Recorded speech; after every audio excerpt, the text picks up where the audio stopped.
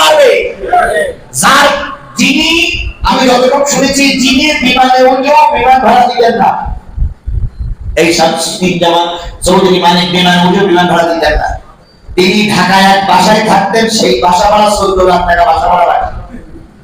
শুধু বাসা ভাড়া চাইলে বলতে, জানিস আমি কাজ সত্তর যায় আছি, জানিস আমি ওই শাহবাগের আল্লামা সাইদির ফাঁসির জন্য মঞ্চ তৈরি করেছিলাম, আমি সেই মানি। এই কথা বলে বলে বলে বলে সবকিছু করার পরে গতকাল পালিয়ে যাওয়ার সময় জনগণের কাছে ধরা পড়লেন।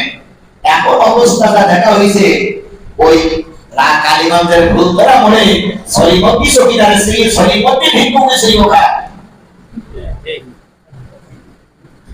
তাহলে এগুলো সব কে করতে পারে?